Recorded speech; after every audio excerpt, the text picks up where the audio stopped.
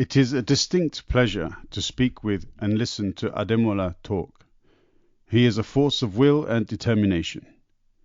He has a vision for Africa, a Pan-African vision, and he wants to see that vision realized in his lifetime, so that his generation may bask in the glory of continental Africa's achievement of equality on a global stage.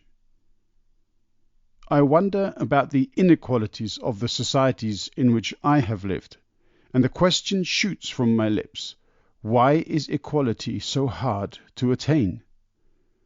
I know that my abilities are subjective and specific to the being I am. The color of my skin doesn't dictate any of those abilities or inabilities. I was born in a country different to where I live today, yet I was readily accepted here. That, perhaps, was preconditioned due to the color of my skin. And again, I must ask, why? I am on the side of those whose human rights are threatened by the unjust man-made systems of the world. I am you, for if you are not free, what right do I have to ignore your fight for liberty? Adémola is by trade an accountant. He is also a social justice evangelist and a freelance journalist. When you come across his messages on Twitter, you are left in no doubt as to his position on the topics of his choice. He is a Pan-African activist, proud of his cultural heritage and history. He is aware and awake, and he knows that nothing will ever be simply given to him and others like him. Speaking with him is an experience, and one I am very happy to share with you all here. Thank you, Adémola, for the inspiration you are, and I hope we will have a chance to speak again soon. 200 mic clocking out. Enjoy.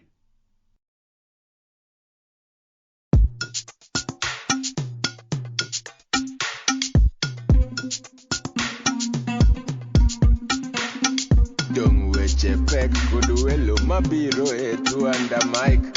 Don't parodit kod jok mawuoye etu under mic. Seche tin sud buta wawinji etu under mic. Ola wachokre wabed piny biwawinje ero chako momit ndi and a podcast makende. I'm very happy to be joined by Adémola, who is joining me live from Nigeria. Adémola, how are you? Yeah, I'm fine very much, Zach. And how is Berlin? Yeah, it's good. It's good. It's an experience being in different places for us. I guess we currently tend to live two different realities at the same time, and our paths have crossed. But yeah, no, Berlin is good. How's Lagos, which is where you are? Yeah, Lagos is bustling as usual. Lagos is good. Yep, lively. It's a big city, right? I mean, we had a bit of a discussion last week or 2 weeks ago, and you said to me it's one of the most populated cities on the whole continent of Africa. Did I hear that correctly? Yeah. Lagos is always bustling. It's always busy, you know. Mm. Okay, it's a bit like New York, is it? The city that never sleeps. I mean, would you say that Lagos is also like that kind of level of lively? There's always something happening. There's always action. Yeah. Yeah, Lagos is the commercial hub of Nigeria, so it's the metropolis of Nigeria. So a lot of people from different ethnicities, you know, the Hausa, the Igbos, the Yoruba, are all in Lagos. Everybody's doing something, right? So practically it's a city that never sleeps. So, you know, something's always going on, always bustling, you know. It's a big, beautiful city with beautiful people. Yeah, that I can imagine. Yeah, wonderful. Fantastic. Okay. And here you are, as you said, a bit of a night owl. So we're going to be recording, as I said before, so I will do an introduction so that other people can understand a bit of your background and who you are. But I came across you first on Twitter when I was just really taken aback by some of the very direct, very clear, very powerful messaging that you communicated. You said it's important, as we were speaking just now, you said it's really important for you to not just have your voice, but to really feel as though you're in a position where you need to tell people something. Do you feel that the voices of many people, perhaps with similar backgrounds to you, aren't heard or aren't being listened to the way that they should be? Yeah, I mean, thanks for that question, Zach. I think Black people, African people, we are the most propagandized people in the world, right? There's a lot of propaganda in our educational system. Our educational system is filled with indoctrination, not really education, right? So I think it's a very tortuous task as people who are conscious of our history as Black people, to preach this gospel of African Renaissance, Pan-Africanism. I mean, I think we're getting there, right? Our voices are beginning to be heard. We can see the actions across Africa. People are beginning to resist this neo-colonial contraption that has been in place for the past 60 years. You look at the Sahel, there's a resistance going there. Our comrades are kicking out the French. You look at Burkina Faso, you look at Niger, you look at Mali. There's I would say, heightened level of social consciousness. People are beginning to see that really we just have a flag independence, right? Our political economic system is still being controlled by the imperial core, and I think it is time that not only should we have the knowledge, it is time that we put our knowledge into action. I've long been a follower ever since I read an interview about the post-Cotonou sort of reality and how some African nations had come together and they were still critical of not just the kind of deals that European nations had put on the table, but basically the continued behavior of looking down at African representatives. Which simply represented a continuation of, as you said, this imperialistic mindset. Do you feel now, and I'm asking this question because I should say that there is a backdrop with some of the tweets that you say. So if I can read one of your tweets, which I found to be particularly expressive. There's no progressive African president who was not assassinated or overthrown by the West. Africa is designed exactly the way the West wants it to be. Majority of African presidents are Western puppets. Do you want to talk a bit about that? I like to consider myself as a political scientist, right? And when you look at Africa, right, we begin to see very clearly when you anatomize the situation in Africa, you begin to see that Africa is a vast scientific lab, right? It's the vast scientific lab where Europeans carry out various experiments, Africans being the lab rats. For the past 60 years, we have seen and witnessed various assassination of very progressive African leaders on the basis of spreading democracy, human rights, and all of this bullshit that we hear from European politicians. We witnessed the assassination of Thomas Sankara in October 1987. This was one of the best and finest African leaders that has ever walked and graced the surface of this earth. This is somebody who implemented progressive policies that vaccinated 2 million kids in the space of 4 years, that increased literacy levels, that refused to pay, the IMF loan, calling it, imperialism. This is somebody who did a lot of social infrastructures for his people. But what happened? He was killed by a French-backed coup in 1987. And France, Paris, went ahead and supported a 27-year military government from 1987 to 2014. You look at Ghana. One of Africa's finest leader, Dr. Kwame Nkrumah, was overthrown in February 24, 1966 by a CIA-backed coup. Was kicked out of government. You look at Samora Machel. This is somebody who actually led his country, Mozambique, to independence. What happened? He died in mysterious circumstances in a plane crash. When you look at Libya, Gaddafi was killed in 2011 by American-led NATO forces. Why? Because he refused the Western domination of his politics. He refused politicians and Western government monopolizing Libyan mineral resources. This was at the time when Libyans had one of the highest per capita incomes in the Arab world and one of the highest in Africa. So when we see all these things, right, it is not out of place to say that Africa is designed exactly the way the Western world wants it, right? So there's a tussle, there's a struggle for geopolitical dominance. And we have seen that really the Cold War has not really ended. There's really a struggle for geopolitical relevance between the East and the West. And we can look at the Sahel, the soldiers in Mali, the soldiers in Niger, the soldiers in Burkina Faso are speaking in unison, resisting French neocolonialism, right?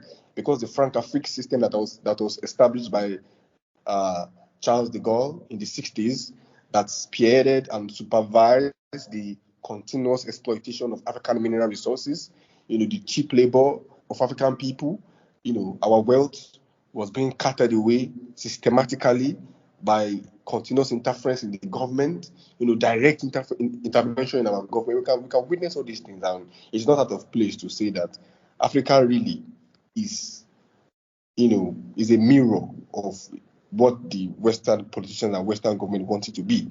And I think that it is until we attain this level of social consciousness and begin to realize that really what we have really is actually flag independence. We do not really have actual independence, autonomy, as regards our politics, as regards our economy. All these things are still being controlled by outsiders, really, frankly. And you mentioned an important term, Pan-Africanism. And this is a movement and you call yourself a Pan-Africanist. Would you like to talk a bit more about Pan-Africanism? Because it sounds as though it's a movement which is geared to provide people of different African nations hope of unity within the continent of Africa. Yeah, there is something called Pan-Europeanism. And if there's something called Pan-Europeanism, why not Pan-Africanism, right? I think it is not enough for African nations, disunited, individually, to speak in the global stage. I think it's very important that African nations and African states come together, integrate, and have a one single foreign policy. This way we can negotiate, we can have a stronger bargaining power with the Western world, because the potent weapon in the hand of the oppressor is our disunity. In the 1884 Berlin Conference, we witnessed the Western powers, Germany, France, Britain, and Portugal, these few European nations, divided Africa among tribal lines, created artificial boundaries, and these boundaries that were drawn by Europeans far away in Europe in 1884, far away in Germany, in Berlin, we still live within these restrictions. And I think that there is nothing more neo-colonial than this. And I think that it's very important that African nations and African head of states must come to this reality that it is very fundamental that there must be a political, economic, and military integration of African states. This way, we can have a much more bargaining power. We can begin to protect ourselves from Western aggression. If there was something called Pan-Africanism, President Gaddafi wouldn't have been assassinated like he was killed in 2011 by Western forces. We have witnessed aggressions. Western governments have been trampling on African states because of our disunity. And I think that it's very important that Pan-Africanism, we must integrate politically and economically. And not only is Pan-Africanism looking at this aspect of our politics as African people, Pan-Africanism is also cultural renaissance. Because when we look at the history of Africa, Africa has a very huge, history. We have contributed very significantly to the world. And I think that with the advent of Western civilization that came with colonialism, imperialism, we have begun to lose touch with our roots as African people. We have equated civilization to westernization. We begin that we are only civilized when we begin to imitate white people. But we forget that in and of ourselves, as Black people, we are sufficient. We must return to our roots. We must return to what makes us uniquely African. You see these characteristics, these elements that make us uniquely African. We must return to it, our culture, our way of life, our dressing, the way we settle disputes. Because if you look at colonialism, the European society is very individualistic. And African people, we don't believe in individualism. Our historical economic system is communalism, right? We live in a community where the wealth of the community is shared equally. There was no monopoly. There was no, there wasn't the big man somewhere that monopolized all the wealth of the society. Africans believe in Ubuntu. Ubuntu means I am because you are. It is a community-oriented ideology that we cannot live individually. We cannot live in isolation. No man is an island. So in Africa, we look out for each other. We reach out for each other. We check on you if you are good. You check on me if I'm good. We even babysit each other's children. And I think this spirit of Ubuntu, this spirit of community is being eroded by Western civilization. And I think that it is also very important as we are struggling for economic and political unity. It's also very important that Africans must also struggle for cultural renaissance. We must also reclaim our place under the sun as people with a very rich history. Yeah, I've previously had a couple of podcasts with an artist called Ormish and Jash, and he always told me about how in at least when he was growing up, that speaking his native dialect was brought about punishments. And the schools always forced him and the other school kids to speak English. And if they did not, then they would be beaten at the end of school. Is this something which was also the case in Lagos, in Nigeria, when you were growing up? Or was there a greater connection with your native culture and language? Yeah, I mean, precisely. I learned my language because of my parents, right? My parents are also Pan-African in some way. So as I was being taught English in schools, I was also being taught my native language, which is the Yoruba. I was also being taught I speak Yoruba very fluently, right? But then this is not to say that the discrimination against African languages is not a thing. It's actually very true, right? Because you are actually only seen as civilized and educated if you speak English. The more English you speak, the more civilized you look.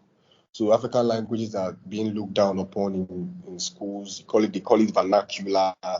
You must speak English. You must speak English very well. And I think there's nothing, more imperialistic as this. The whole educational system is being replaced. It's being overturned. It's being compromised. It's being jeopardized by, when people talk about colonialism, they think colonialism is just a bunch of European men who arrive at your shores with AK-47 and bayonets. I think colonialism actually transcends this. Colonialism is social conquest. It is cultural appropriation. It is cultural conquest, cultural domination, cultural imperialism. They believe that white people think in and of themselves that their culture is more superior than the culture of native people. And this is the psychological prelude that actually precedes genocide, that actually precedes ethnic cleansing. The belief that we are doing you a favor. We have come to civilize you because you're worthless bunch of grumping gorillas. And this is what was in play in 1492 when Christopher Columbus, quote unquote, discovered America, genocided the Native Americans. The belief, the psychological prelude that white people's culture is superior to that of native people.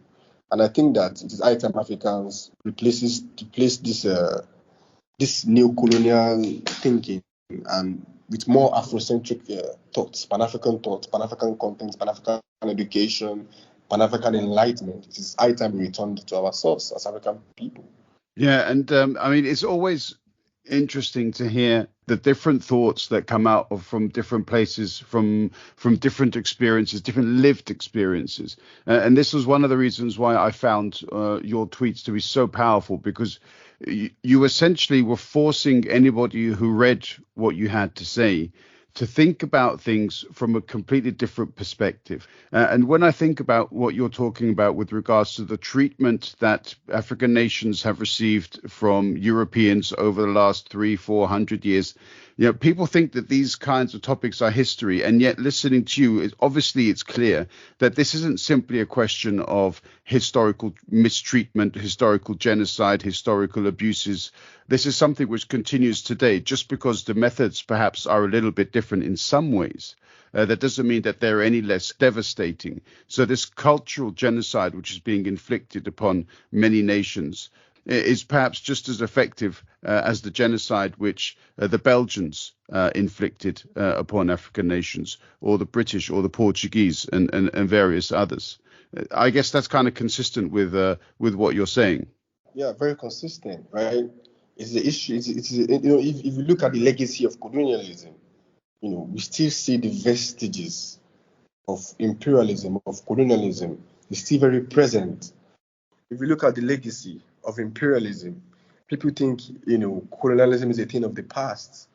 Why not just forget about it, But they forget to realize and acknowledge that the colonial architecture that was laid down by the British and the Portuguese and the Germans and the Belgians 400, 500 years ago still is in effect till today. If you look at South Africa, for instance, the land that was collectively owned by indigenous African tribes before the arrival of white men in 1652, these lands are in the hands of white monopoly capital.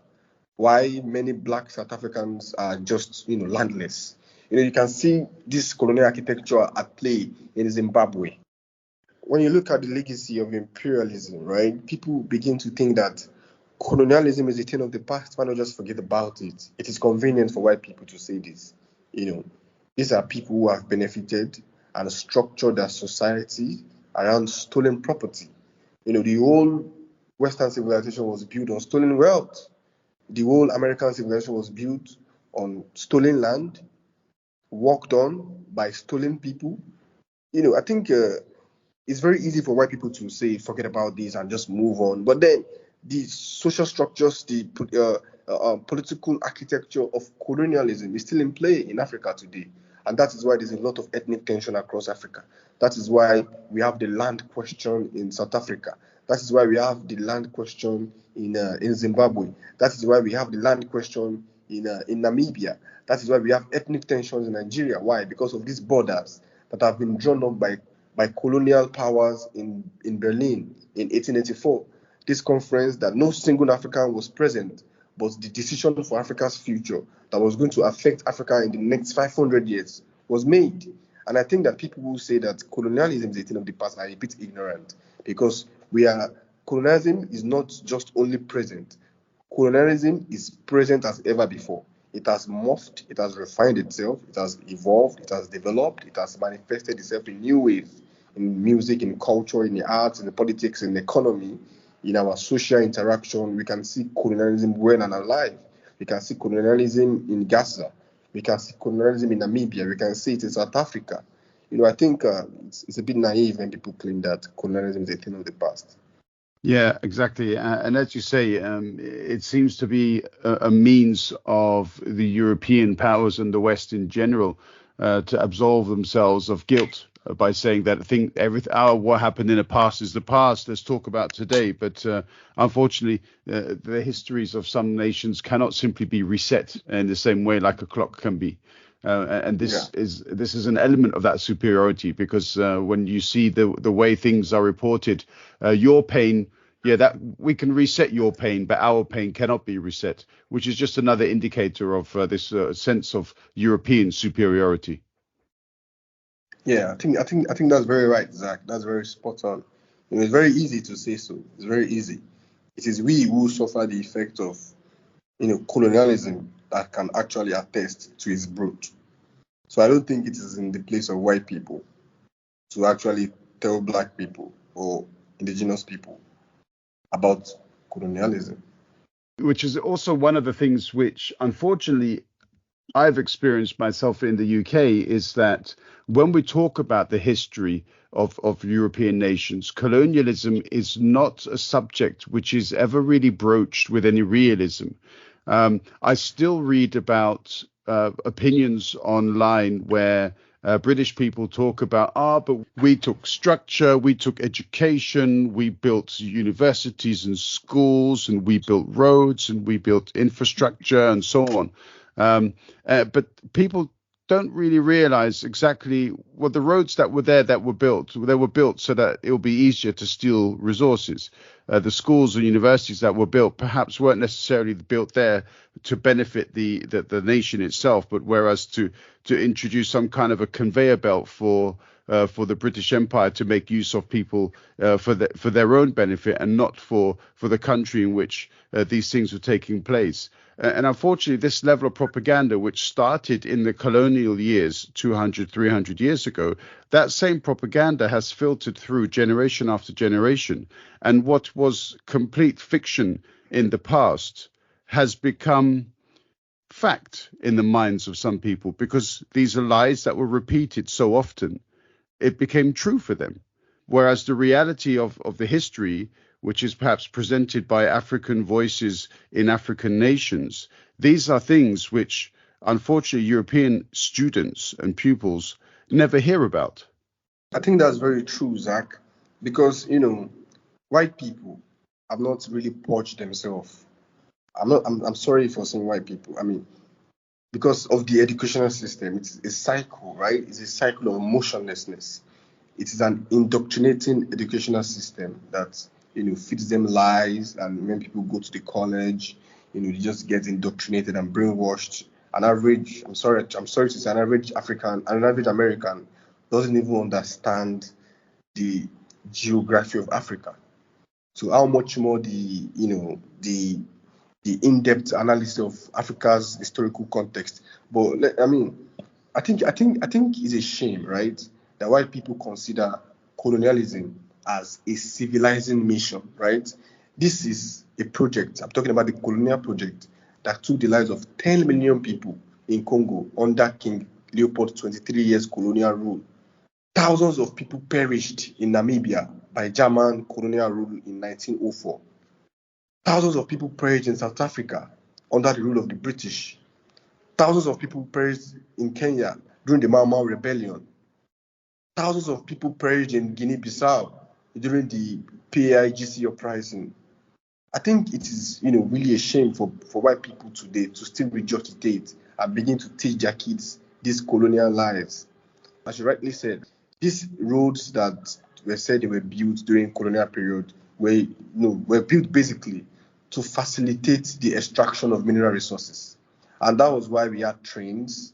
We had trains during the colonial period that was basically strictly to carry mineral resources from the hinterland down into the metropolitan cities. I mean, during the colonial period, black people could not access the so-called civilized quarters of white people. We needed pass. We needed to actually carry passes around. There were roadblocks. We needed to actually carry passes around in our own country. And I think that black people today must actually tell their own stories. We have been fed lies. We have been, indoctrinated via educational system. We have been brainwashed via religious system. And I think it is high time we told our own stories. Before we move on to talk about things as they are perhaps today, just to touch on a more positive historical voice and perspective from the past. A lot of people in Europe attribute the end of the official end, as it were, of the slave trade to laws that were passed by the British. But in fact, the end of the slave trade came around by the rebellions in Haiti. Is that not correct? Yes, thank you. I mean, like I said, it is the reason why the slave trade ended was because black people, through their rebellions, made it unprofitable for white people. I mean, the 1804 rebellion of Jean-Jacques Dessalines and Tosin Louverture actually inspired a wave of rebellions across the world. It inspired Nat Turner's rebellion. It actually inspired Frederick Douglass. The slave trade ended because black people made it unprofitable for white people.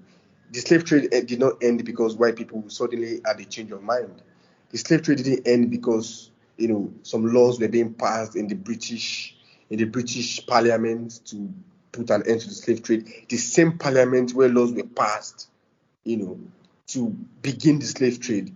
The same Parliament where laws were passed to effect the kidnap of black people from their countries and their forceful exportation to the New World to work on plantations. And I think it's a bit hypocritical to actually trivialize the struggles and the wars that Black people actually had to fight for their independence.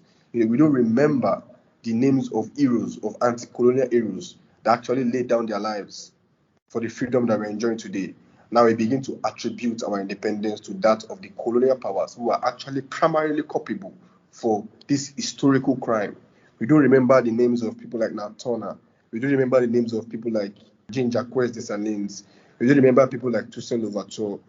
All these anti-colonial heroes who laid down their lives for our freedom. And I think it's a bit hypocritical to actually teach our kids these lies that, what's the name of this? That Wilberforce ended the slave trade.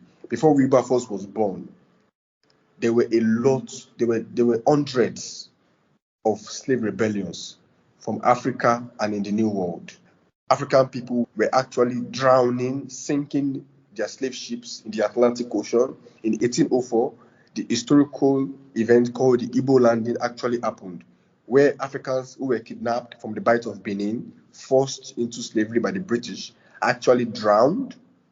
They drowned the ship and said they prefer to die than be in bondage. We don't talk about these people. We don't talk about the cruel people of Liberia who never sold each other into slavery, but they fought the slave masters until the last breath. We never talk about King Tomba of Tanzania, who died resisting the slavers on the slave ship. We don't talk Queen Anne Nzinga of Angola, who fought the Portuguese for 30 years straight. We don't talk about Alfonso de Manicongo, who wrote tens of letters to the Portuguese monarchy condemning the slave trade. We don't mention the name of these people. We actually attribute our independence to the SY colonial masters who are actually primarily culpable for this crime. And I think it is high time, like I said, African people begin to tell their own history. Yep, wonderful. And I'm so happy that you mentioned all of these names. And I do hope that inquisitive people who hear your words, and I'm sure will be inspired, I trust they will go away and research some of the names that you mentioned so that they can get a more complete picture. And I thank you again for naming them. To talk then a bit more about what's happening at the moment, one of the main criticisms I hear, again, coming from Europe and the West, of African leaders is that they don't understand why African leaders, when they say that they would prefer to work perhaps with the Europeans, but the Europeans don't give them a fair deal, and then they go and make deals with either Chinese business people or politicians, and in some cases perhaps even Russian. Why do you think it is that African leaders are happy now to do deals with non-Western nations? And why do you think it's, I guess in some ways it's quite funny, but why do you think that some Europeans can't accept that, considering how badly they've treated African nations in the past, and even today, of course? I mean, I think after exploiting people and putting them in the most tortuous situation you can ever think of, I think it's also very arrogant to determine how they react to your brutality.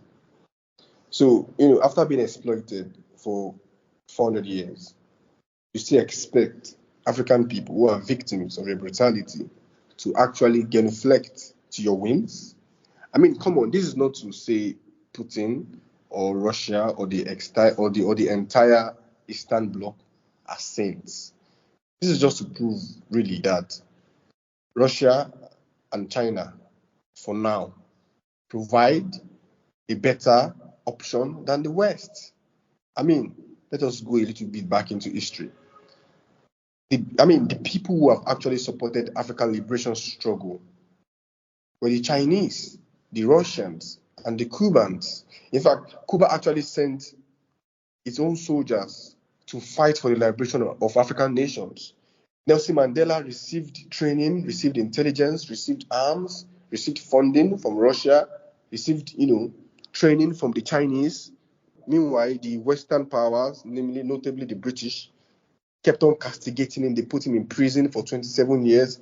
After coming out of prison, he became president in 1994. He was still on American terrorist watch list until 2008.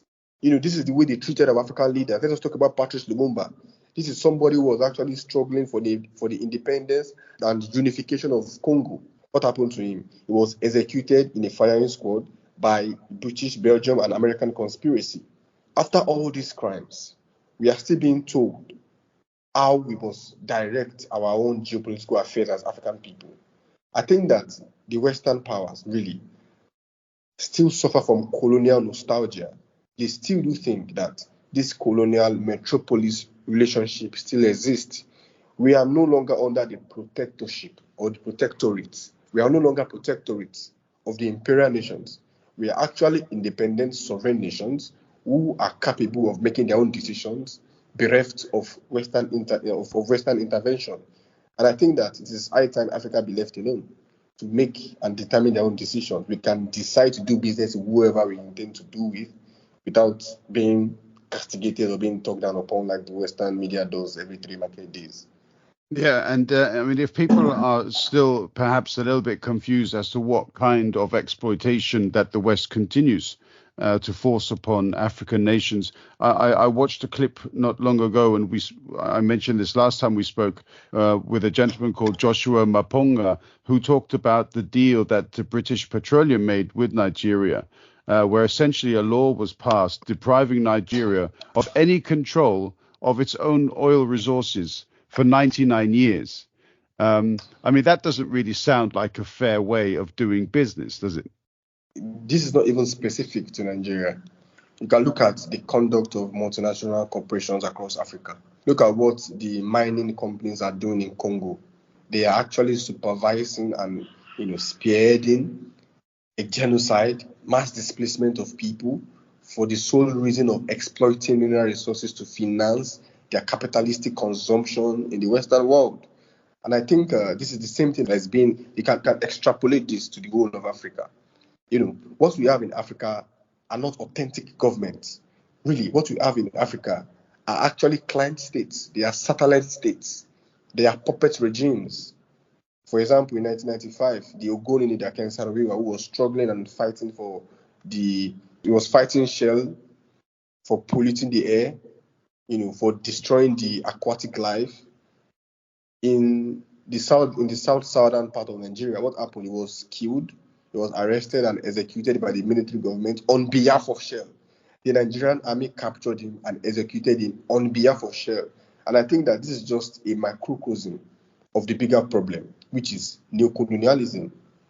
And you can extrapolate this in all of Africa. You can look at Cameroon. The President Paul Biya has been president since 1986 or so. He was president at a time when Emmanuel Macron was about 5 years old. Until today, Paul Biya is still president and is still being endorsed by France. So you can talk to me about democracy. What kind of democracy is this? What kind of human rights or what kind of liberalism do the West talk about when they support and fund and prop up, undemocratic military governments that do not even reflect the interest of the people? So what we have in Africa is a coordinated new colonial attack against the collective will of African people by the enforcement of puppet regimes. We can look at Congo. We can look at Congo under the rulership of Mobutu Sese Seko. This is somebody who was a kleptocrat who milked the coffers of Congo dry. But he got the endorsement, he got the support of Western government. He was welcomed in White House. He was welcomed in the British Palace. He was welcomed in the royal family. He was welcomed in Western government quarters. And while we have people like Thomas Sankara were extrajudicially killed, we have people like Machel, died in mysterious circumstances. We have people like Chris Ani assassinated. We have to come to the reality that there is a coordinated attack against the best of us. The best of us are systematically taken out, and the worst of us are imposed on us. I think this is the reality of Africa today, and the reality of oppressed people around the world. And looking at your Twitter feed, I see that you have reposted also a number of really interesting articles from Pan-African Review. Is it through Pan-African Review and I guess other perhaps more educational exercises, do you see that slowly the tide is turning towards this a general or universal acceptance of the need for Pan-Africanism? Is it something that you can perhaps identify? Can you see it? Can you feel it when you listen to news and when you listen to programs and perhaps even art? Pan-Africanism is happening in my lifetime, and I think I'm very proud to experience it. I mean, if you look at the Sahel today, there is a wave of anti-colonial movement. Because really, the whole of Sahel, the French, most notoriously, applied a very stringent, a very harsh colonial policy. I mean, we have the policy of assimilation, we have the policy of association. The French made use of the policy of assimilation, which means that even after independence, the whole economic and political structures are still being controlled and dictated by France. And that is why we have these military coups, this coup d'etat happening in the Sahel. These coup d'etats are pointing to a problem, which is French overbearing influence in the Sahel. And you can see that after this coup happens, what happens within the next 24 hours is the expulsion of French troops from the soil, from the country, the renegotiation of deals that have been in place since the 1960s. And you can see that the axis of resistance, the Burkina Faso, Niger, Mali, I mean, they formed a confederation to actually have political clout in the geopolitical stage. And I think that this is nothing but Pan-Africanism. Africa is united in my lifetime, and I think that it would be best and better for African people and our material condition if this very progressive political movement is being extrapolated across Africa, where these puppet regimes, people who are doing the bidding of their slave masters in Washington and London and Brussels, Frankfurt, Berlin, people who dance when songs are being played in Washington. I think these leaders, these colonial stooges, these colonial caretakers who are doing the interest of their masters in Europe and America must be actually kicked out by the resistance, by the masses of our people, and progressive government must be put in place who actually reflect the interest of our people.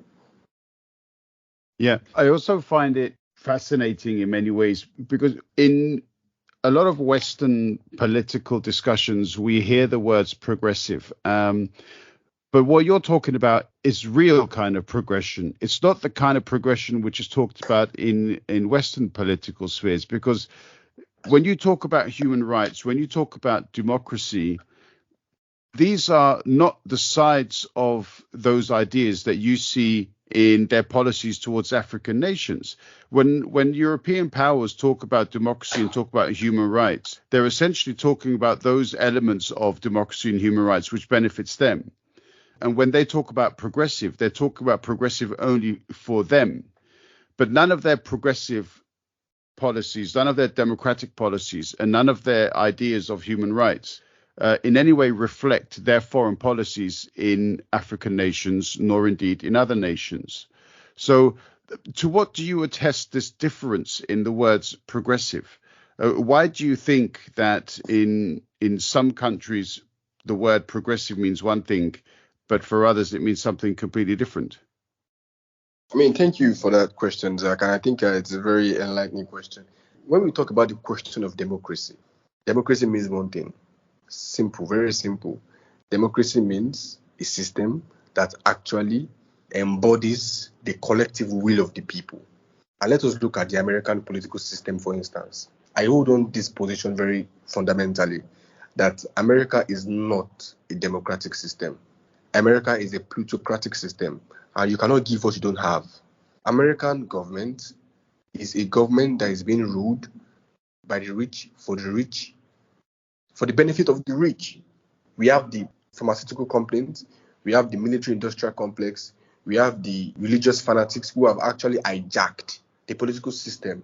So it doesn't matter whether you vote for Donald Trump or you vote for Joe Biden or whether you vote for the Democrats or the Republicans.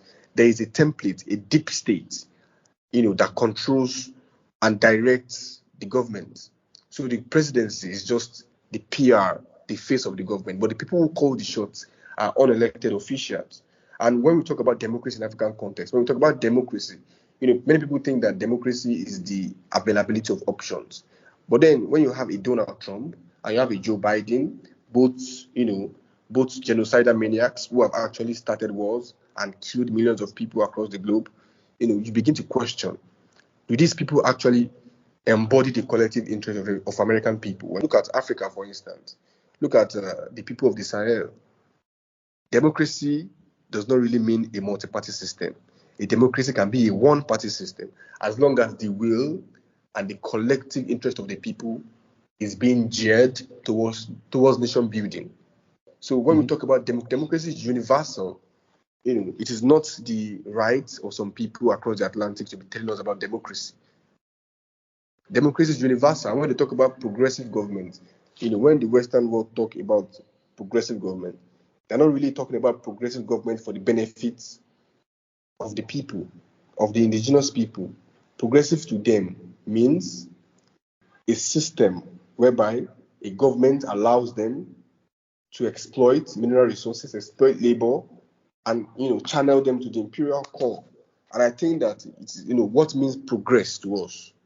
It's a threat to them, and that is why we have people like Thomas Sankara killed at the prime of his years when he was making fundamental progressive changes in Burkina Faso, when he vaccinated 2 million kids, planted 10 million trees, liberated women, appropriated the land from the feudal farm owners, and distributed land among poor people.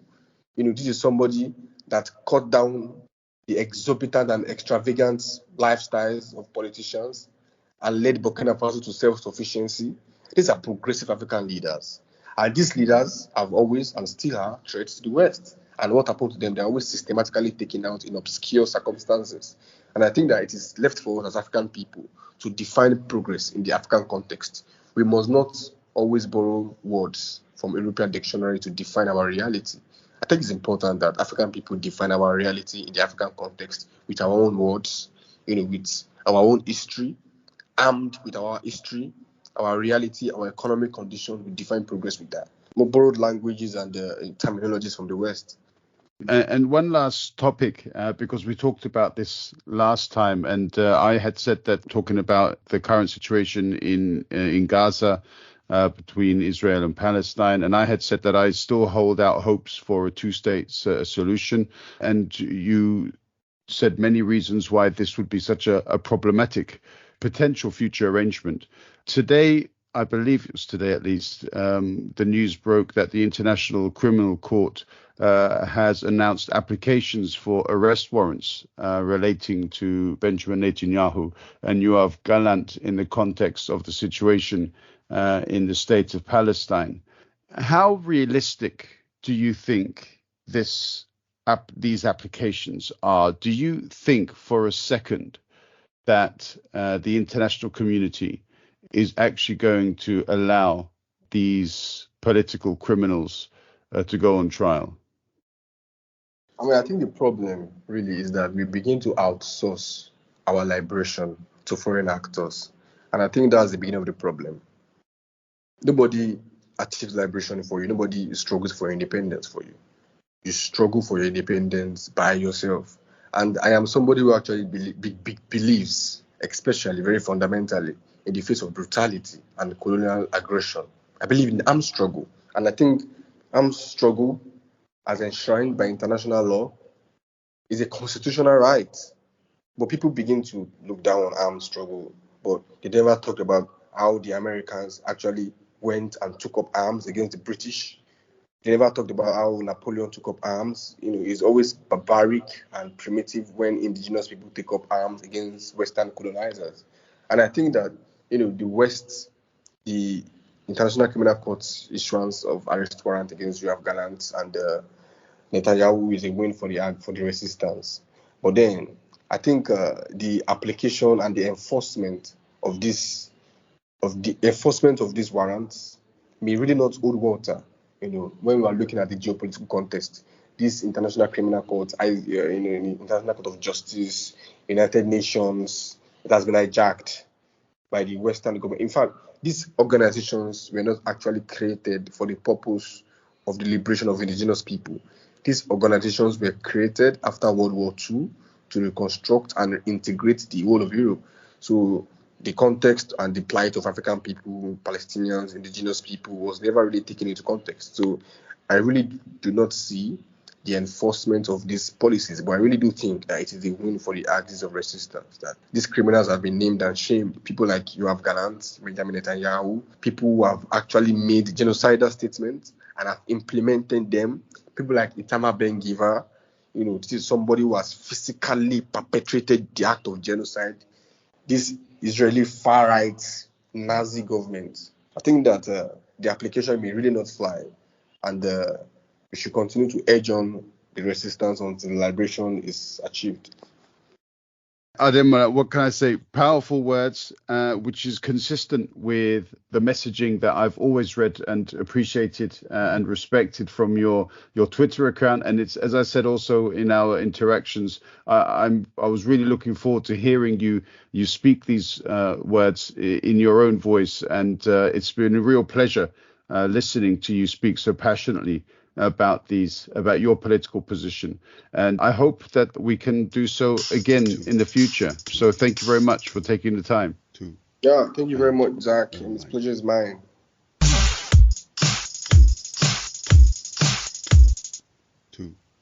And Mike.